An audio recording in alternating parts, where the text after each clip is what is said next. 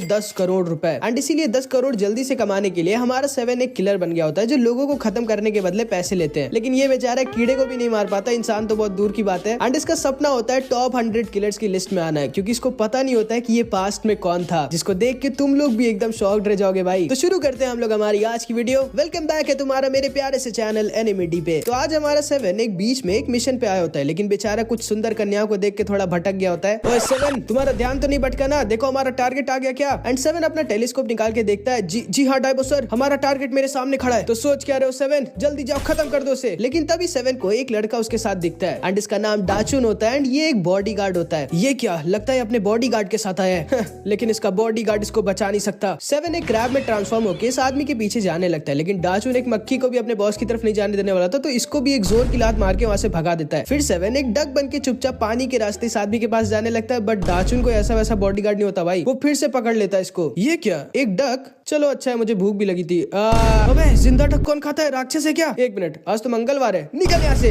बाल बाल बच गया, थोड़ा सा पागल है ये। एंड फिर 7 तैरते तैरते इस आदमी के पास पहुंच जाता है। अब तो तू गया बेटे। ये क्या? एंड तभी अचानक से एक मछली 7 को पकड़ के अपने साथ लिए जाती है, लेकिन 7 इसको पानी के अंदर सबक सिखा के वापस से ऊपर आ जाता है, लेकिन ऊपर इसके सामने आ जाता है डाचुन।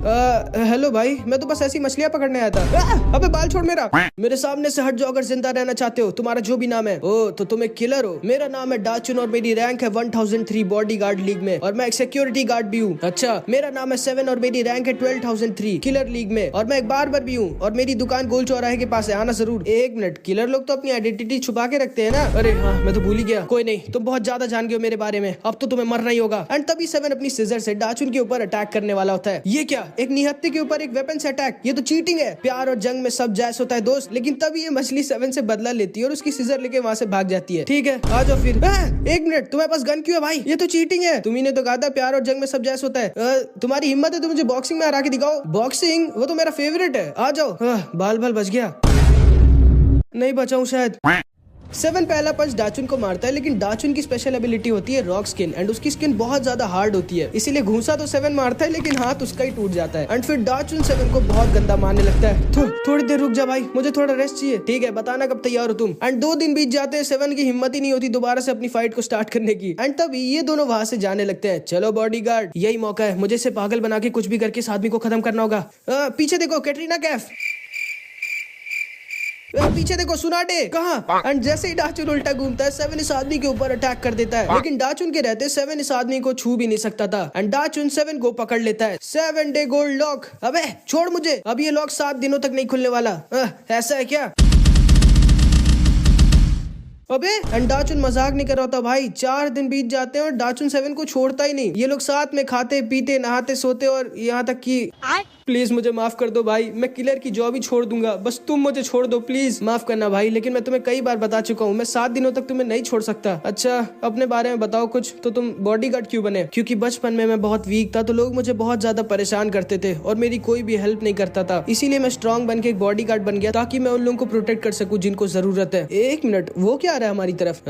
ये तो एक मिसाइल लग रही है। एंड सच में उनके शहर की तरफ एक बहुत ही खतरनाक मिसाइल आ रही होती है। भागो! लेकिन तभी डाचुन अपने सामने खड़े ढेर सारे लोगों को देख लेता है। इसका तो एम ही होता है लोगों की हेल्प करना, एंड इसीलिए डाचुन को अपने 7 डे लॉक को बीच में ही छोड़ना पड़ता है। एंड वो उस मिसाइल के सामने जाके खड़ा हो जाता है और उस मिसाइल को अपने ऊपर लेके वहाँ के सारे लोगों को बचा लेता है, लेकिन खुद नहीं बच पाता। 7 को यकीन नहीं होता कि आखिर डाचुन ने उन लोगों की हेल्प क्यों की जिन्हें वो जानता तक नहीं था। एंड तभी उसके सामने पानी के अंदर से एक स्पेसशिप निकलती है, जो कि स्टैन आइलैंड की होती है, जहाँ पे हमारा 7 जाना चाहता है अपना इलाज करवाने। एंड स्पेसशिप के अंदर से निकलता है स्टैन आइलैंड का प्रिंस, एंड वो 7 के पास आके बोलता है, तो तुम हो क्या जिसने मेरी मिसाइल रोकी? हमारे आइलैंड पे क्यों अटैक किया तुमने? एंड तभी प्रिंस अपनी मशीन से 7 के बारे में चेक करता है और देख के डर जाता है। ये क्या? तुम तो। एंड वो तुरंत ही 7 के ऊपर अटैक कर देता है। 7 किसी तरह उसके अटैक को डॉज करके प्रिंस के ऊपर अपनी सीजर से अटैक करता है, बट ये एक बार में अपनी तलवार से उसकी सीजर के टुकड़े टुकड़े कर देता है और 7 के ऊपर अपनी स्वॉर्ड से अटैक कर देता है, जैसे 7 रोक नहीं सकता था। बट तभी फेस को वहां से लेके भाग के निकल जाता है। इससे पहले कि ये वापस आए, मुझे अपना काम पूरा करना होगा। एंड ये इस आइलैंड के बीचों बीच जाके अपनी मशीन से खुदाई करने लगता है। उसके बाद एक स्पीकर लगा के आइलैंड के सारे लोगों से बोलता है, ध्यान से सुनिए सारे के सारे टापू वासियों, आपके टापू के बीचों बीच एक ऐसा ओर है जो मैं यहाँ लेने आया हूँ, और मैं जैसे ही उस ओर को निकाल लूंगा ये आइलैंड पूरी तरह से तबाह हो जाएगा। तो या तो इस टापू को छोड़ के आप सब अभी के अभी भाग जाइए या फिर मरने के लिए तैयार हो जाइए। एंड इधर हम डाचुन को देखते हैं जो डूब के मरने वाला होता है, लेकिन तभी फे इसको आके यहाँ से बचा लेता है और सेवन और डाचुन दोनों को डाइबो की बोट पे लेके आ जाता है। सेवन, मुझे पता है तुम वापस जाके उन सबको बचाना चाहते हो, लेकिन सोचना ही मत, अगर तुम वापस गए तो पक्का मारे जाओगे। हमारी दुनिया में 3 तरह के लोग हैं, निंजास जो लड़ाई के लिए निंजा टेक्निक यूज करते हैं, स्टैनियंस जो स्प्रिंट्स की तरह टेक्नोलॉजी का यूज करते हैं, और फिर आते हैं हम कॉमन लोग। हमारा काम इन लोगों से बच के रहना और चुपचाप देखना है जो भी ये लोग करें। हम खुशकिस्मत है कि हमारे पास ये बोट है और इसीलिए हम जिंदा बच के वहाँ से निकल गए, इसलिए चुपचाप बैठे रहो, कहीं नहीं जाना है। एंड इधर हम देखते हैं ये प्रिंस बस उस ओर को निकाल ही चुका होता है, लेकिन तभी वहाँ पर मियाऊ आ जाती है। तुम्हें पता नहीं है क्या बिल्लियों को पानी से नफरत होती है, हमारा टापू डूब जाएगा तो हम सब गीले नहीं हो जाएंगे। एंड मियाऊ इस प्रिंस के ऊपर अटैक कर देती है, बट इसको पता भी नहीं चलता कब ये प्रिंस इसके दोनों हाथ के नाखून काट देता है और मियाऊ के ऊपर एक बहुत ही ज्यादा जानलेवा अटैक कर देता है। लेकिन तभी टकला आकर इसको बचा लेता है। तुम्हारी हिम्मत कैसे हुई मेरी मियाऊ को छूने की? एंड ये इस प्रिंस के ऊपर अपना लाउड म्यूजिक अटैक यूज करता है, बट इसके पास बहुत ही ज्यादा स्ट्रॉन्ग नॉइस कैंसिलेशन हेडफोन्स होते हैं, जिसकी वजह से टकला का अटैक इसके ऊपर किसी काम का नहीं था। एंड ये उल्टा इन दोनों के ऊपर लाउड म्यूजिक से अटैक कर देता है एंड इन दोनों को बहुत ज्यादा इंजर्ड कर देता है। कोला भी इस प्रिंस को रोकने की कोशिश करती है, लेकिन वो भी फेल हो जाती है। अब मरो तुम दोनों। लेकिन तभी अंकल शेन इसके ऊपर अपनी गन से अटैक कर देते हैं। मेरे रहते तुम मेरे आइलैंड को कुछ नहीं कर सकते। लेकिन तभी ये उल्टा अंकल शेन को गोली मार देता है और वो वहीं पर खत्म हो जाते हैं और वो टापू बस तबाह होने वाला होता है। हाँ तो कहा था मैं, हाँ तो तुम दोनों तैयार हो जाओ मरने के लिए। तुम्हारी हिम्मत कैसे हुई मेरी टापू की ये हालत करने की? एंड तभी इस प्रिंस के ऊपर इस आइलैंड की मेयर अटैक कर देती है। एंड ये भी कोई ऐसी वैसी औरत नहीं होती भाई, ये भी काफी स्ट्रॉन्ग होती है। प्रिंस इस मेयर के ऊपर अपनी पावर कैनन का यूज करता है, बट ये इसके अटैक को किसी तरह पकड़ लेती है और उल्टा इसके शिप की तरफ फेंक देती है और इसकी शिप को तबाह कर देती है, जिससे इसका आइलैंड तो बच जाता है। भले ही मैं उस कोर को अब नहीं निकाल पाऊंगा, लेकिन इस चीज के लिए मैं तुम्हें जान से जरूर मारूंगा। एंड प्रिंस इस मेयर के ऊपर एक ट्रैकिंग मिसाइल से अटैक कर देता है, जो तब तक नहीं फूटेगा जब तक वो इस मेयर को खत्म ना कर दे। एक ट्रैकिंग मिसाइल, कोई बात नहीं, अगर मुझे मरना ही है तो मैं तुम्हें अपने साथ लेके मरूंगी, बेवकूफ हो तुम। एंड तभी ये अपने आसपास एक बहुत ही स्ट्रॉन्ग शील्ड बना लेता है, जिससे अब ये मिसाइल इसका कुछ भी नहीं बिगाड़ सकती थी। अब मैं कुछ भी नहीं कर सकती, माफ करना मुझे मेरे प्यारे टापू वासियों, लेकिन मैं अपनी आखिरी सांस तक लड़ी। एंड वो मिसाइल इसके ऊपर फट जाती है। मुझे जल्दी से जाके उस शिप को रिपेयर कराना होगा ताकि मैं जल्दी से इस कोर को निकाल सकूं। लेकिन तभी अचानक से एक तलवार आती है और इस प्रिंस का एक हाथ काट देती है। ये क्या? एंड ये तलवार किसी और की नहीं बल्कि हमारे सेवन की होती है, जिसने इस मेयर को भी बचा लिया होता है। आप ठीक तो ना मेयर जी? चिंता मत करिए, इस आदमी को मैं संभाल लूंगा, आप बस मेरा इस महीने का किराया माफ कर देना। एंड फिर सेवन और ये तैयार हो जाते हैं एक दूसरे से लड़ने के लिए थोड़ी देर पहले। समझ गए ना सेवन? इसीलिए तुम वापस नहीं जा सकते। मुझे भी दुख है उन सारे टापू वासियों के लिए, लेकिन खुशी मनाओ कि हम लोग जिंदा हैं। लेकिन तभी डाचुन होश में आ जाता है और अपनी बच्ची कुछ जान लगा के सेवन से बोलता है, सेवन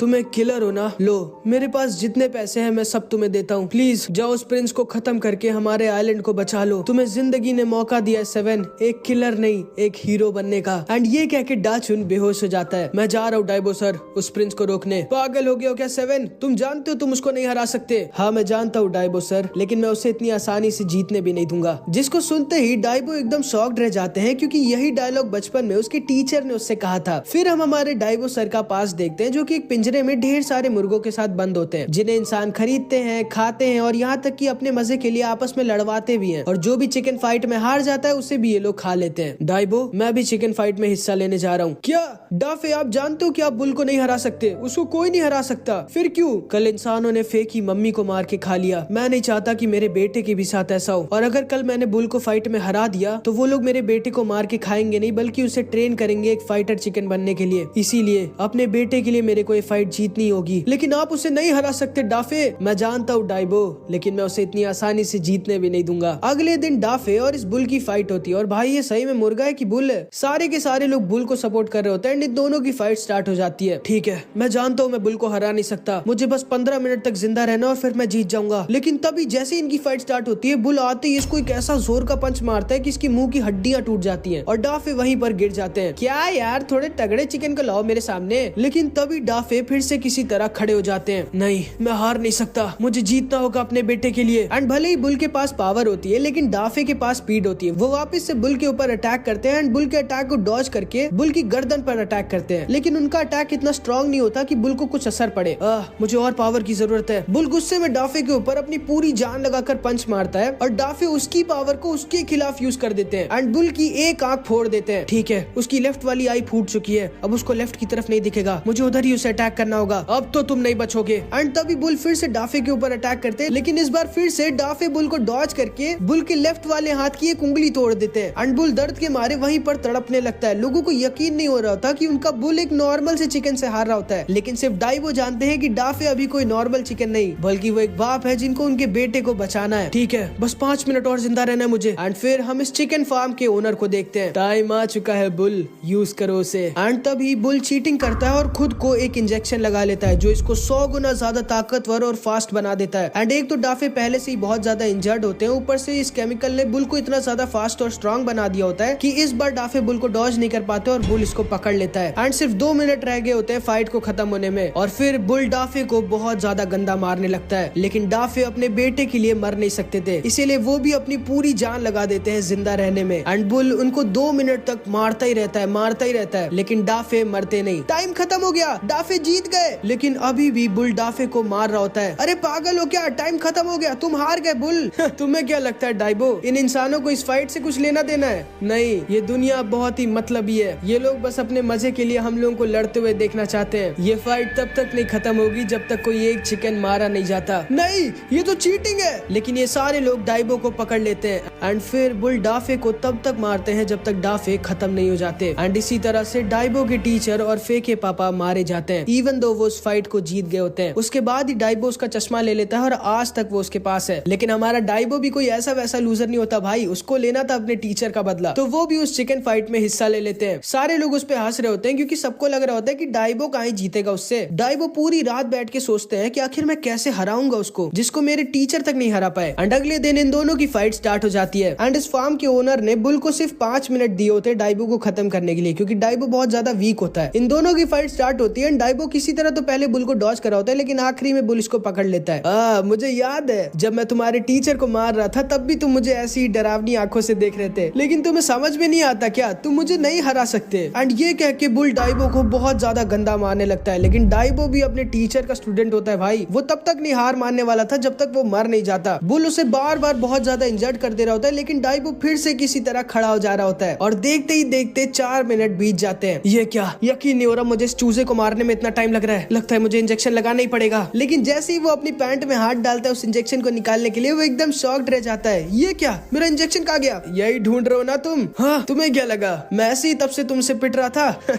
मैं सही मौके का इंतजार कर रहा था तुमसे छीनने के लिए। इसी चीज का यूज करके तुमने मेरे डाफे को मारा था ना, अब इसी से मैं तुम्हें मारूंगा। तुम पागल हो, सोचना ही मत उस इंजेक्शन को लगाने की, वो बहुत ज्यादा स्ट्रॉन्ग चिकन के लिए बना है। अगर तुम वो यूज करोगे तो तुम्हारी बॉडी झेल नहीं पाएगी और तुम्हारी सारी नसें फट जाएंगी। और लेकिन डाइबो उसकी बात नहीं सुनता और इस इंजेक्शन को लगा लेता है। लेकिन बुल की बात एकदम सच होती है, डाइबो की वीक बॉडी उस इंजेक्शन को झेल नहीं पाती और डाइबो वहीं पर बेहोश हो जाते हैं। मैंने तो पहले ही कहा था तुम्हारे जैसा वीक चिकन उस इंजेक्शन को नहीं झेल सकता। एंड डाइबो वहीं पर बेहोश पड़े होते हैं। लेकिन तभी डाइबो को उनका प्रॉमिस याद आ जाता है, डाइबो अगर मैं मारा जाऊं कल तो मेरे बेटे का ख्याल रखना। एंड यही प्रॉमिस डाइबो को मरने नहीं देता। एंड डाइबो अपनी लिमिट्स को सरपास कर देता है एंड उस इंजेक्शन को हैंडल कर लेता है। इन सारे लोगों को यकीन नहीं हो रहा होता और बुल की हालत खराब हो जाती है। एंड डाइबो का पूरा फॉर्म बदल जाता है। और फिर क्या भाई, डाइबो बुल को भी मार डालता है और उस फार्म के लीडर को भी खत्म कर देता है। एंड फिर वो सारे के सारे चिकन्स को आजाद कर देता है। एंड फिर फे को लेके चिकन आइलैंड आ जाता है, जहाँ पे उसकी मुलाकात 7 से होती है। मैं जा रहा हूँ डाइबो सर, तुम सच में पागल हो 7। ये लो, ये तुम्हारी स्वॉर्ड है और हाँ, ये शायद हमारी आखिरी बात होगी, इसीलिए मैं तुम्हें एक सच्चाई बताना चाहता हूँ 7। तुम मेरे बचपन के स्टूडेंट नहीं हो। तुम मुझे 2 साल पहले समुद्र के किनारे बहुत इंजर्ड हालत में मिले थे। तुम्हारा बचना नामुमकिन था, लेकिन वंडर डॉक्टर ने तुम्हें किसी तरह बचा लिया। तुम कोई मामूली इंसान नहीं हो सर। अरे कहा गया, कम से कम मेरी पूरी बात तो सुन के जाते 7। एंड इधर हम देखते हैं 7 और इस प्रिंस की बहुत तगड़ी लड़ाई हो रही होती है, लेकिन 7 भी ये जानता है कि वो इसको नहीं हरा सकता। ये प्रिंस 7 की स्वॉर्ड को टुकड़ों में तोड़ देता है और फिर 7 को भी बस खत्म करने वाला होता है। लेकिन तभी वहाँ पर पता नहीं क्यों 13 आ जाती है और वो 7 को बचा लेती है। अरे तुमने मुझे क्यों बचाया, कहीं मैं भी तुम्हें अच्छा तो नहीं लगने लग गया? एक और किलर, अच्छी बात है, आज मैं तुम दोनों को खत्म कर दूंगा। वो तो वक्त ही बताएगा। एंड तभी ऊपर से फे भी वहाँ पर आ जाता है। ये क्या, ये मुर्गा इतना हैंडसम क्यों है? एंड फे अपनी पूरी जान लगाकर प्रिंस के ऊपर अटैक करता है, लेकिन प्रिंस अपनी शील्ड से बच जाता है। उसके बाद ये तीनों साथ में मिलके इसके ऊपर अटैक कर देते हैं। अगर तुम लोगों को लगता है तुम लोग साथ में मिलके मुझे हरा सकते हो तो तुम लोग बेवकूफ हो। एंड तभी ये प्रिंस गियर 2 में ट्रांसफॉर्म हो जाता है एंड अकेले ही इन तीनों को एक बार में रोक देता है और 7 को बहुत ज्यादा इंजर्ड कर देता है। यकीन नहीं होता, तुम जैसे वीकलिंग्स के लिए मेरे को गियर 2 जाना पड़ा। उसके बाद ये इन तीनों को बहुत ज्यादा इंजर्ड कर देता है। अगली बार अपनी गियर 2 में एक पैंट भी ऐड कर लेना। चुप रहो। प्रिंस 7 को खत्म करने के लिए एक फाइनल अटैक उसके ऊपर कर देता है, लेकिन 13 एक बार और आगे 7 को अपनी शील्ड से बचा लेती है। ऐसी बात है क्या? तो इसे रोक के दिखाओ फिर। एंड ये प्रिंस 13 के ऊपर अपना स्ट्रॉन्गेस्ट अटैक यूज कर देता है, जिससे ये नहीं बच सकती थी, लेकिन इस बार 7 13 को बचा लेता है और प्रिंस के अटैक को अपने ऊपर ले लेता है। तो तुम आखिरकार मारे गए। किसने कहा भाई? एंड हमारा 7 इतनी आसानी से मरने नहीं वाला था। वो इस प्रिंस को डाचुन के गोल्ड लॉक से पीछे से पकड़ लेता है। आखिर तुम मरते क्यों नहीं? मरूंगा ना, लेकिन अकेले नहीं। एंड तभी 7 अपनी पूरी कंसंट्रेशन लगाता है और अपने मैजिक से अपनी टूटी हुई सीजर के टुकड़ों को एक साथ जोड़ देता है। अब मुझे समझ में आया डाचुन, तुमने अपनी जान को सबके लिए खतरे में क्यों डाला। एंड 7 अपनी सीजर को अपनी तरफ पूरी स्पीड में बुलाने लगता है। ये लड़का इतनी एडवांस टेक्निक कैसे यूज कर सकता है? आखिर कौन है ये? मैं समझ गया डाचुन कि ये हमारी जिम्मेदारी होती है उन चीजों को प्रोटेक्ट करने की जिन्हें हम दिल से चाहते हैं। एक मिनट, ऐसे तो ये खुद भी मारा जाएगा। देखिए डाइबो सर, भले मैं एक अच्छा किलर नहीं बन पाया, लेकिन मैं एक अच्छा हीरो जरूर बन गया। नहीं 7। एंड तभी 7 अपनी सीजर को अपने और उस प्रिंस के दिल के आर पार निकाल देता है, क्योंकि ऐसे भले ही वो मारा जाएगा, लेकिन कम से कम उसने अपने पूरे आइलैंड को तो बचा लिया। एंड 7 वहीं पर अधमरा होके गिर जाता है। फिर उसे अपने मैजिक से हील करने की कोशिश करता है, लेकिन अब बहुत देर हो चुकी थी। लेकिन तभी उसके पास दोबारा से ये प्रिंस आ जाता है। हाँ, अच्छा हुआ हम स्टैनियंस अपने शरीर में 2 दिल लगा के घूमते हैं। तुम तो काफी हिम्मती निकले बच्चे।